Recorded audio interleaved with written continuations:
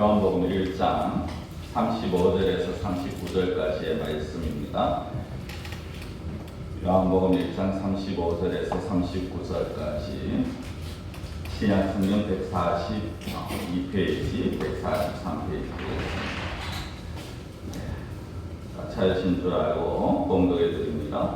또 이튿날 요한이 자기 제자 중 두 사람과 함께 섰다가 예수께서 건의심을 보고 말하되 보라 하나님의 어린 양이로다. 두 제자가 그의 말을 듣고 예수를 따르거늘 예수께서 돌이켜 그 따르는 것을 보시고 물어 이르시되 무엇을 구하느냐. 이르되 랍비여 어디 계시오니까 하니 랍비는 번역하면 선생이라. 예수께서 이르시되 와서 보라. 그러므로 그들이 가서 계신 데를 보고 그날 함께 거하니 때가 10시쯤 되었더라. 아멘. 사람은 때를 잘 알아야 합니다. 말을 할 때가 있고 하지 말아야 할 때가 있죠. 해야 할 말을 안 하는 것도 문제지만 하지 말아야 할 말에 가서 계속해서 여과 없이 하는 것도 문제가 되어집니다. 행동도 마찬가지죠. 움직여야 할 때가 있고 자중해야 할 때가 있습니다. 어떤 공동체에서 앞에 등장해야 할 때가 있고 또 물러나야 할 때가 있습니다. 때를 잘 아는 자가 현명한 자입니다. 그래서 한참 인기를 누리고 있는 자들에게 하는 말이 무엇입니까? 박수 칠 때 떠나라는 겁니다. 많은 사람들이 인정을 해주고 많은 사람들이 박수를 칠 때 그때가 떠나야 될 때라는 거죠. 그러나 거기에 좀 더 욕심을 부리고 뭔가 더 하려고 하면은 오히려 더 추하게 그렇게 보여지게 된다라는 것입니다. 이런 면에서 본다면은 오늘 우리가 보고 지난주와 오늘 보게 되는 이 세례 요한 정말 훌륭한 그런 인격자가 되어집니다. 예수님이 등장하시면서 자신이 누리던 인기를 그대로 이양을 합니다. 자신을 철저히 낮추고 예수님을 높입니다. 더 나아가서 자신의 제사까지 예수님께 보내는 그런 모습을 오늘 보이고 있습니다. 그리고 자신은 조용한 곳에 물러나는 그런 이제 삶을 살기 시작하죠. 요한복음 3장에 보면은 이 세례 요한이 예수님과 자신을 이렇게 표현합니다. 예수님은 흥하여야 하겠고 자신은 쇠하여야 한다. 조금 쉽게 말하면 예수님은 많은 사람들로부터 인기를 받아야 되고 많은 사람들이 알려야 되고 그리고 자신은 이제 다른 사람들의 매리에서 사라져야 한다라는 것이죠. 요한은 자신이 물러날 때를 정확하게 알았습니다. 그리고 그때 미련 없이 물러납니다. 그 와중에 자신을 전혀 드러내지 않고 예수님만을 온전히 드러내는 그런 모습을 보입니다. 오늘 본문에 세례 요한의 제자들이 등장을 하는데요.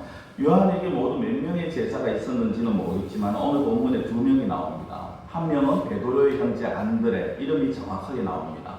다른 한 명은 이름은 나오지 않는데 성경의 내용과 사건들을 유추해 보면 아마 이 요한복음을 쓰는 사도 요한이지 않을까 그렇게 추정이 되어집니다. 이들이 이튿날 예수님을 다시 보게 됩니다. 그러니까 예수님이 세례 요한에게 세례를 받으시고 이틀째 날인 것 같은데요. 그때 요한과 그 제자들이 예수님의 다니심을 봅니다. 그리고 요한이 두 제자에게 말을 이제 합니다. 36절 말씀에 예수께서 건의심을 보고 말하되 보라 하나님의 어린 양이로다. 보라 하나님의 어린 양이로다. 이 말은 야 저기에 하나님의 그냥 양이 있다. 아니면은 저기에 그냥 한 선지자가 있다. 그 정도가 아니라는 것입니다. 이 요한을 평상시에 따라다니고 있는 제자들에게 주는 이 요한의 말은요. 이런 의미입니다. 이 이제 요한과 안드레니까요. 안드레야 요한아 봐라 너희들이 찾고 있는 그렇게 찾아다니던 그 해답은 내가 아니고 저기에 계신 저분이다. 그러니까 저분을 빨리 따라가라라는 그런 의미를 내포하고 있는 것입니다. 오늘 우리 성경에는 그냥 너무 단순하죠. 봐라 저분이 하나님의 어린 양이다 라고 하지만은 실제는 그런 의미를 갖고 있다는 것입니다. 그리고 그 요한의 말을 들은 두 제자 역시 참 대단합니다. 거기에서 아니 선생님 우리가 그래도 선생님에게 이제까지 배웠는데 라고 어떤 매달리거나 아니면 미련을 두지 않습니다. 요한의 그 말에 가차없이 미련 없이 요한을 떠납니다. 참 어떤 면에서 보면 굉장히 매정한 것처럼 보이는데요. 이게 굉장히 올바르고 또 정확한 선택이라는 것입니다. 여러분 우리가 중요할 때 그리고 우리 어떤 인간적인 인정, 인간적인 정의라든지 아니면 이성적인 판단 때문에 미련을 두면 안 됩니다.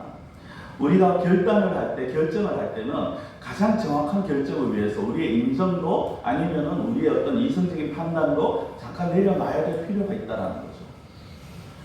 정확한 결단이 굉장히 중요합니다. 그리고 그 결단만큼 또 중요한 게 뭐냐면은 그 정확한 결단에 따른 빠른 실행이라는 것입니다. 물론 잘못된 판단으로 인해서 섣부르게 행동하면 큰 화를 불러옵니다. 그러나 올바르게 선택을 했다면 그 선택에 대해서는 빠른 결단과 실행이 필요하다라는 것입니다. 구약에 보면 이 제자들만큼 정말 빠르게 실행한 사람들이 몇 명이 보입니다. 그런데 그중 대표적인 인물이 바로 아브라함입니다.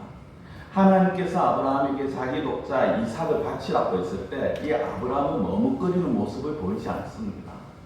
그날 오후 또는 저녁에 하나님의 말씀을 들었을 때 아브라함은 그 다음날 아침 일찍 움직입니다. 산에 가서도 마찬가지입니다. 머뭇거리지 아니하고 바로 제단을 쌓고 이삭을 제물로 바치려고 합니다. 즉시 실행에 옮긴다는 거죠.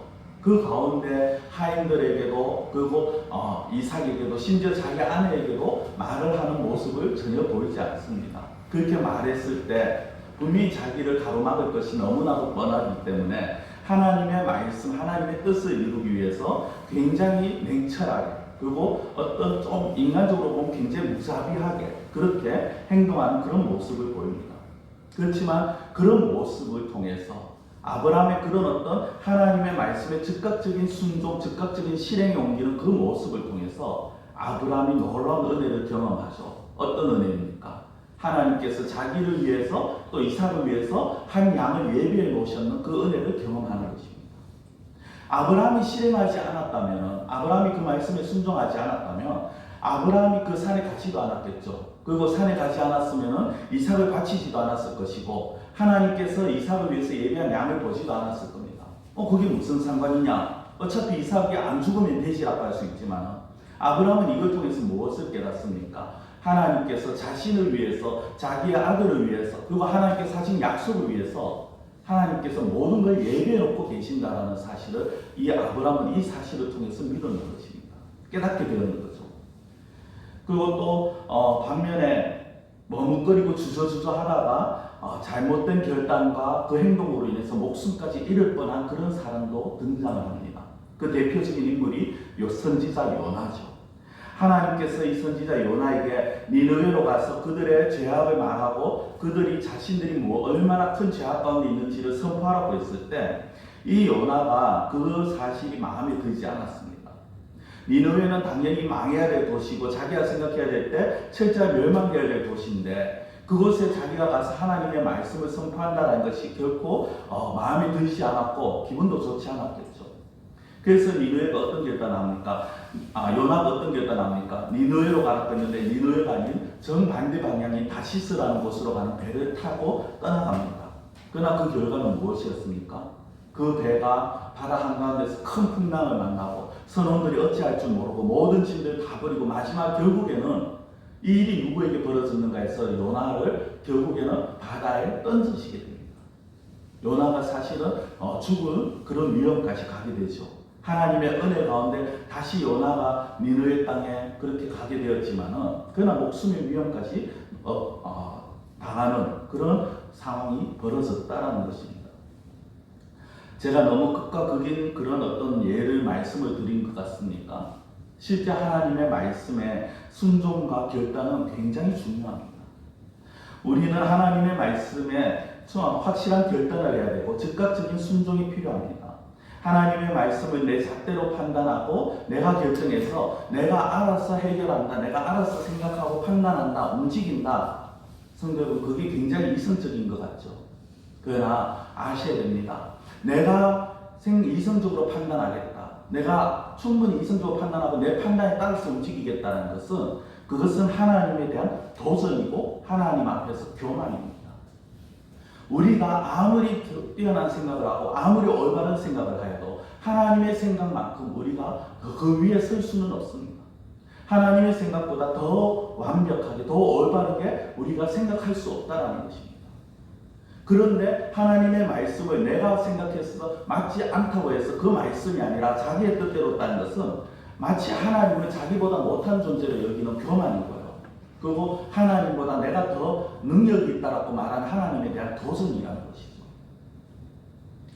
성도 여러분, 우리에게 무엇이 참 길인지, 무엇이 하나님께서 원하시는 옳은 길인지 분별할 수 있는 그런 지혜가 있어야 합니다. 저는 우리 성도님들에게 정말 참된 길을 분별할 수 있는 그 지혜가 있으시기를, 하나님의 놀라운 은혜가 있으시기를 간절히 축원드립니다. 또 그 길이 분별이 되어진다면요, 앞서 말씀드린 것처럼 머뭇거리지 마십시오. 아브라함처럼, 요한의 두 제자처럼 정말 무엇이 옳은 것인지, 무엇이 내가 해야 될 것인지 분별이 되어진다면 바로 실행에 옮기십시오. 그럴 때 은혜를 맛보게 되어지는 것입니다. 요한의 두 제자는요, 이 자기 스승 세례 요한의 말에 즉시 스승을 떠나서 예수님께 향합니다. 그리고 예수님이 이 두 명의 제자를 보게 되죠. 만납니다. 이제 만나자마자 예수님께서 질문을 던지십니다. 38절인데요. 예수께서 돌이켜 그 따르는 것을 보시고 물어 이르시되 무엇을 구하느냐? 여러분들, 무엇을 구하느냐?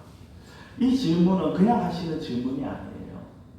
여러분, 예수님은 충분히 세례 요한의 제자들이 이미 알고 계셨습니다. 예수님 모르시는 것이 없으신 분 아닙니까? 이 제자들을 알고 계셨고, 이 제자들이 자기에게 찾아오는 과정도 이미 다 알고 계셨어요. 어떤 목적으로 찾아왔는가를 이 예수님은 아마 이미 다 알고 계셨을 것입니다. 그럼에도 불구하고 무엇을 구하느냐고 던지는 이 질문은요, 그들이 찾아온 목적을 다시 한번 상기시키고 올바른 목적을 주시기 위해서라는 것이죠. 무엇을 구하느냐, 이 질문은 어쩐 일이냐, 너희들이 무엇 때문에 나를 찾아왔느냐, 다시 말씀드리면 나를 찾아온 목적이 무엇이냐라는 것입니다. 성도 여러분, 이 질문을 좀 우리가 쉽게 이해를 하시려면요, 당시에 이 이스라엘 지역의 젊은이들의 성향을 좀 이해를 하셔야 돼요. 지금 이 예수님을 찾아온 두 제자는 나이로 봤을 때 충분히 아직 혈기왕성한 30대, 40대 갖고 우리가 추정을 합니다. 그러면 굉장히 혈기왕성한 젊은이들이죠. 그리고 이들이 살고 있는 갈릴리 지역은 굉장히 성격이 급한 사람들입니다. 이스라엘 지역에서 다혈질적인 사람들이 많습니다.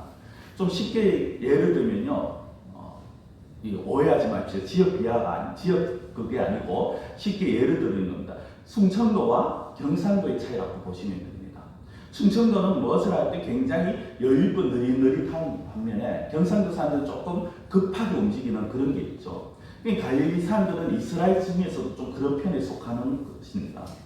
그리고 당시의 젊은이들, 특히 갈릴리 출신 젊은이들은요, 당시에 크게 세 부류의 사람들이 있습니다.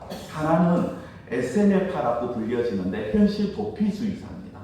이 뭐냐면요, 이 정치적으로도 종교적으로도 너무 썩어 빠지고 더럽고 추악하고 내가 더 이상 여기에 세상에 희망이 없다, 기대가 없다, 그냥 우리끼리 모여서 살자, 우리끼리 공동체를 이루고 우리끼리 그냥 수양 생활을 하면서 어디 좀 깊은 동굴이나 그런 데 가서 자신들만의 공동체 만들고 운동 생활하자, 우리끼리 말씀 읽고 우리끼리 기도하자, 이러는 사람들입니다. 이게 현실 도피주의자들이고요. 어떤 면에서는 비폭력 저항주의자, 좀 좋게 얘기하면 그렇게 되어집니다.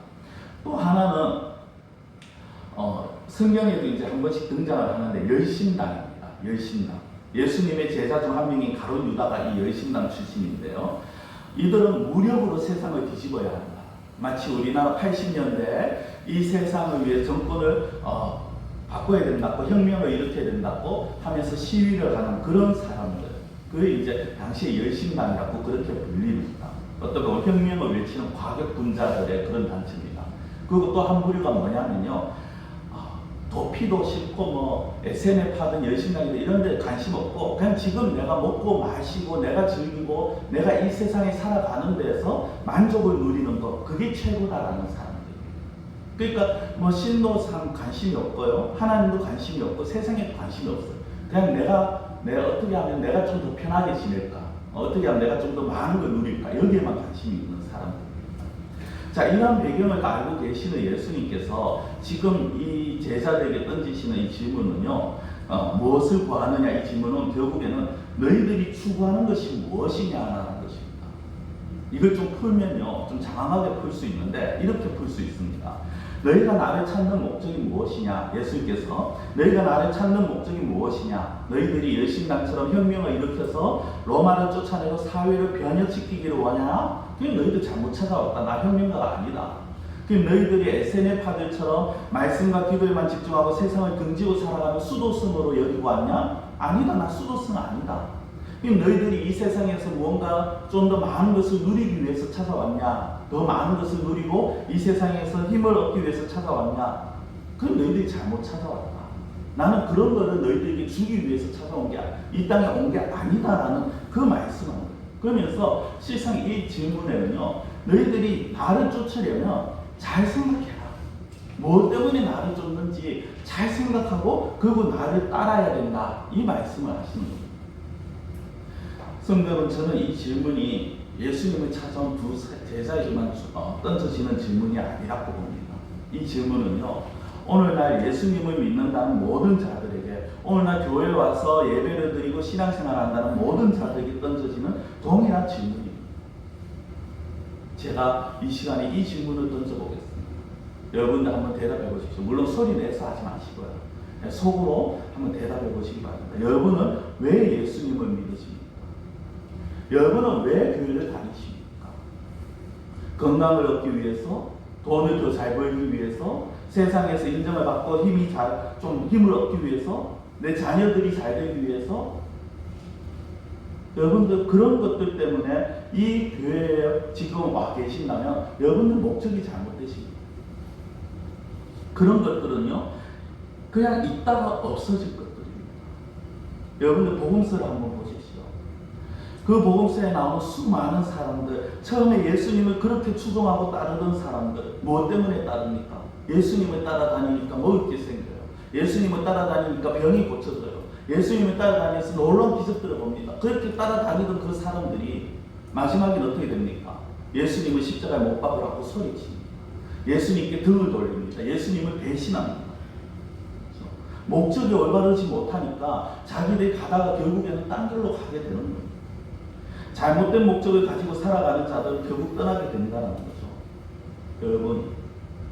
여러분들은 왜 예수님을 믿으시고 여러분은 왜 교회를 다니십니까?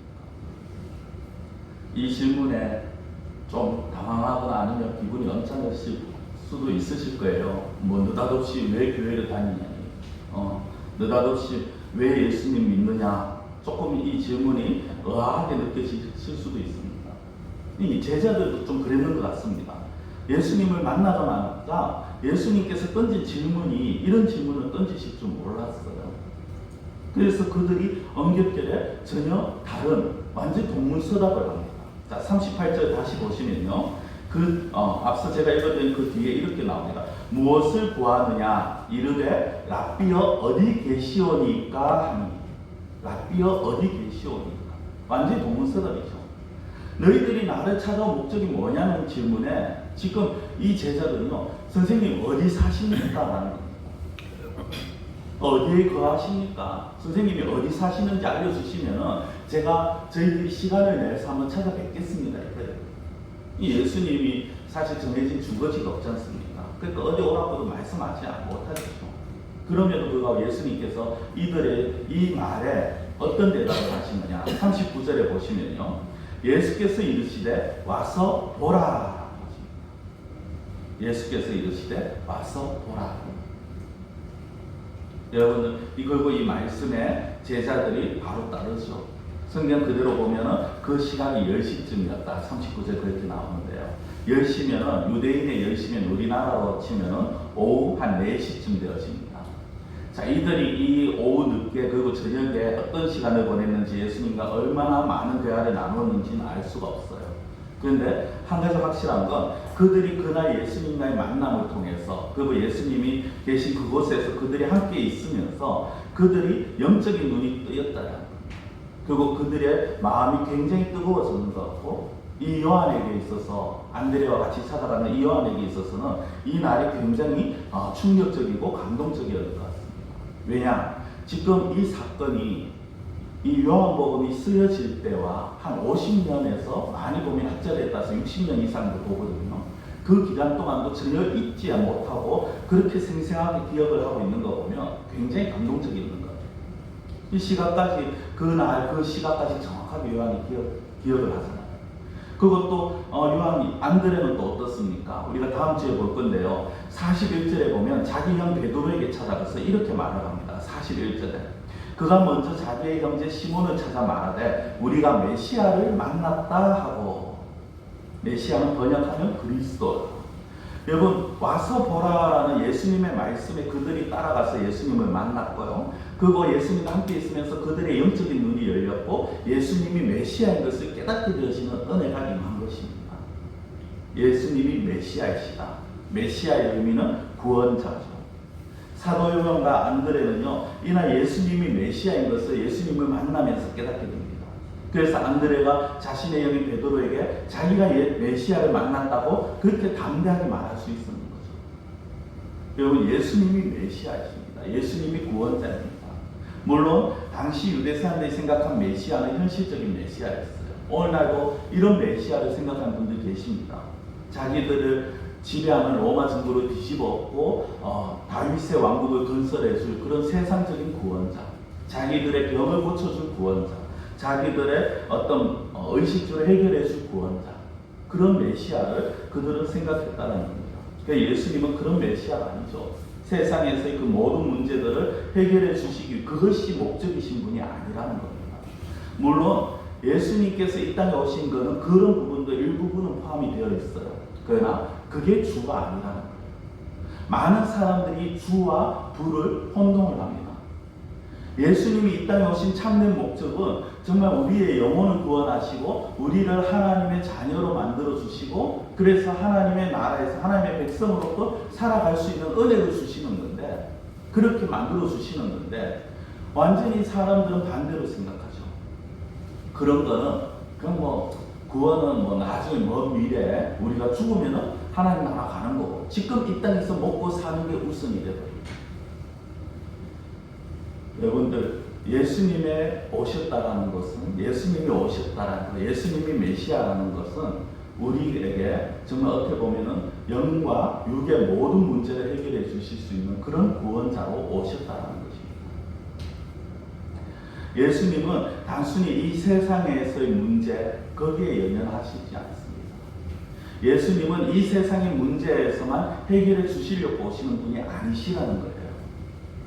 사실 우리가 살고 있는 세상은 많은 문제들이 있지 않습니까? 정치적으로도, 경제적으로도, 문화적으로도, 교육적으로도, 또 어떻게 보면 우리 신체적으로도 문제투성입니다. 온통 문제입니다. 그렇죠? 왜 그렇습니까? 정치, 경제, 문화, 교육 이런 거 이야기하다 보면은 이 앞에 있는 지도자들이 문제다.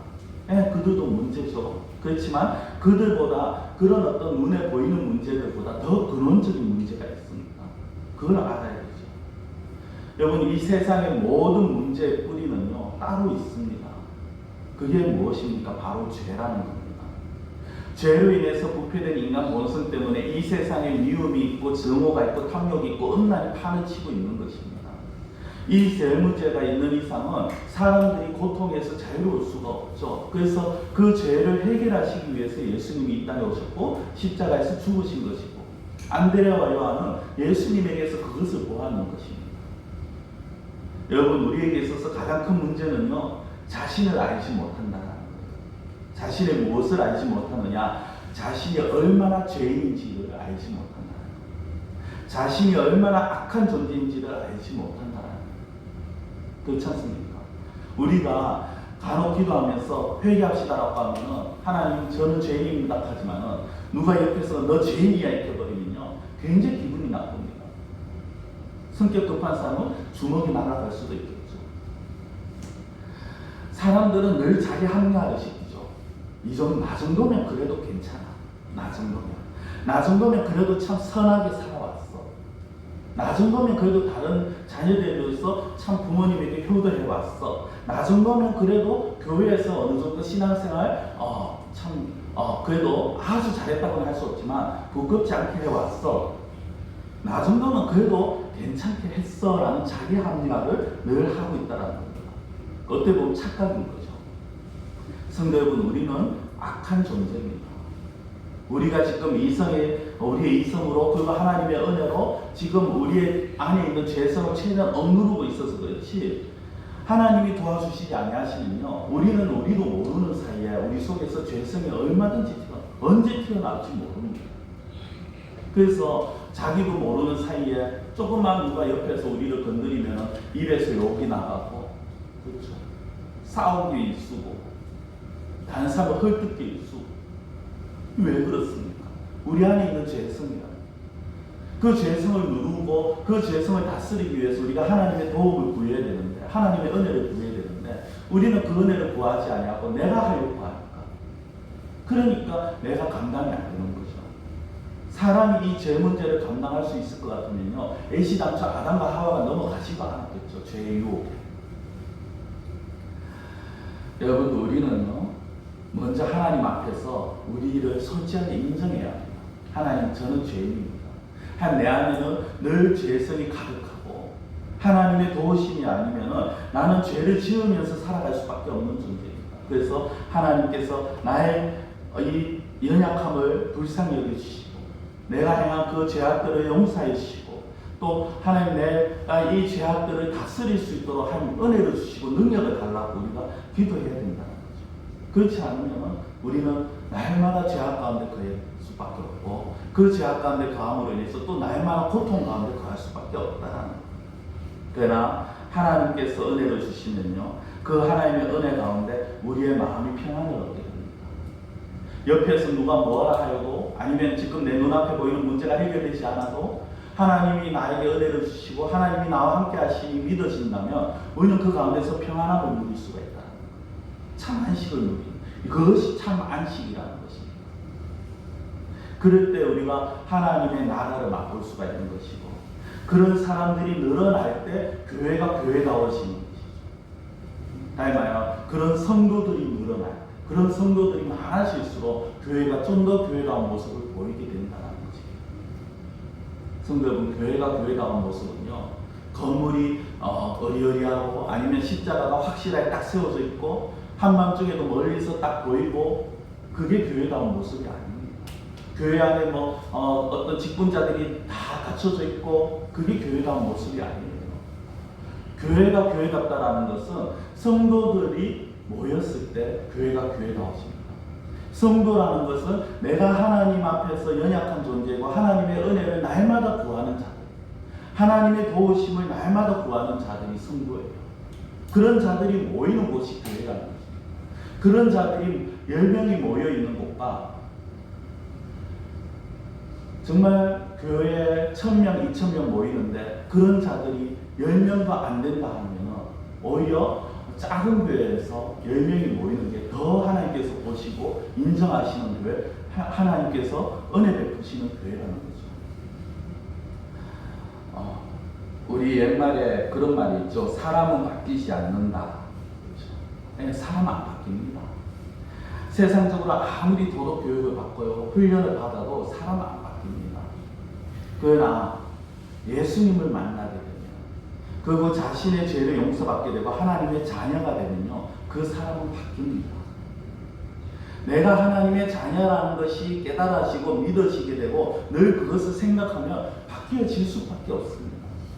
근데 그 달리 말씀드리면요, 어떤 이야기가 되는지 아십니까? 내가 교회를 다니고 예수님을 믿는다고 하면서 이전에 행하던 그 어떤 상스러운 말들, 아니면 악한 행실들, 음란한 생각들, 이것들 버리지 못한다? 여전히 증오하고 탐욕과 음란에 붙들려 있다. 이거는요, 내가 아직까지 하나님의 자녀라는 걸 스스로 인식을 안 하고 있다. 그가 구원을 받았을 수 있어요. 예수님이 자신의 구원자임을 고백하면서 구원을 받았을 수는 있겠죠. 그렇지만은 그가 하나님의 자녀, 내가 하나님의 백성이다, 하나님의 자녀라는 인식을 안 하고 있다는 증거가 되는 거예요. 그런 사람들은 내가 그 예수님 믿어, 난 나중에 천국 갈 수 있어, 여기에서 끝날 게 아니죠. 그런 분들은 빨리 하나님과의 관계를 다시금 회복해야 하는 것입니다. 하나님의 자녀인데 그 삶이 변화가 없다. 하나님의 자녀인데 여전히 똑같은 삶을 살아가고 있고 바뀐 게 전혀 없고, 그러면 그 사람은요, 죄송한 표현이지만 굉장히 심각한 중병에 걸리는 겁니다. 영적 중병에 걸리는 거예요. 정말 세상에서 어떻게 고칠 수 없는 중병이죠. 그냥 놔두면 영적으로 피폐해질 수밖에 없습니다. 말씀을 맺겠습니다. 사랑하는 성도 여러분, 안드레와 요한은 처음부터 예수님을 제대로 알고 예수님을 찾아간 게 아니었어요. 그러나 스승인 세례 요한의 말을 듣고 즉시 예수님에게 가죠. 무엇이 옳은 것인가 깨닫고 바로 행동을 합니다. 그리고 예수님이 진정한 메시아이심을 예수님과 함께 있으면서 발견하게 되고 깨닫게 됩니다. 성도 여러분, 전 우리 교회 모든 성도들에게 이러한 은혜가 임하기를 축원합니다. 말로만 교회를 다니는 것이 아니라 말씀을 통해서 또 내 신앙생활 가운데 나의 삶 가운데 늘 예수님이 나의 메시아이시고 하나님이 나의 하나님이 되신다는 그 사실을 붙들고 날마다 하나님의 은혜가 임하는 그러한 우리 성도인들이 되시기를 축원합니다. 진정한 메시아를 통해서 죄 문제가 해결되고요, 하나님의 자녀가 되어서 정말 내가 하나님의 자녀라는 그것을 늘 인식하면서 그래서 하나님의 나라를 발견하게 되고 예수 그리스도를 통해서 하나님의 영광을 보게 되고 그러한 은혜가 우리 가운데 임해야 된다는 것이죠.